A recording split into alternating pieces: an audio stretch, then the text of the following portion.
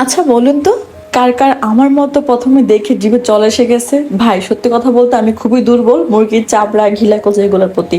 আসসালামু আলাইকুম everyone, welcome to my another blog.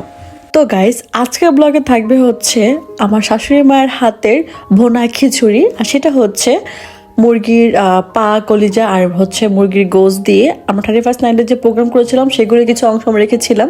আজকে ওইটা দিয়ে হচ্ছে আমরা আরেকটা পিকনিক করছিলাম আর কি। তো ওইদিকে হচ্ছে রান্না বান্না, আবার চলে গেছে কারেন্ট, সারাদিন কারেন্ট ছিল না, হুট করে আবার কারেন্ট চলে গেলো, এসে আবার চলে গেলো কারেন্ট। সো বাচ্চারা হচ্ছে কোনোভাবে রুমে থাকবে না, তারা বাহিরে দোলনা খাবে, বাহিরে ছোটাছুটি ফাড়াফাড়ি করছিল, ওদেরকে সামনে টাইম পুরো হয়রান হয়ে যায়। এই শীতের ভিতরে এই যে ভদ্রলোকটা, সে কোনোভাবে ঠিক থাকবে না। আমি হচ্ছে তার পার্সোনাল বডিগার্ড, তাকে বা তার পিছে আমার সকাল থেকে শুরু করে ঘোড়ার পর্যন্ত ছুটতে হয়।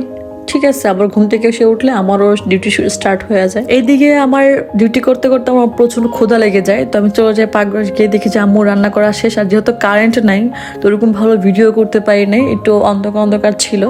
আর দেখেন খিচুড়িটা এত লোভনীয় লাগছিল, তাই না বলুন তো? দেখে আমার তো ভিডিও মেক করার টাইমে মানে কি বলবো, খেতে ইচ্ছে করছিল। তো যাই হোক, তা আমাদের যে অলরেডি হয়ে যায়, আমরা এখন ভাগ করে নিব, যেহেতু আমাদের একটা পিকনিক হয়েছে, আমরা তিনজন ছিলাম শরিক এই পিকনিকে।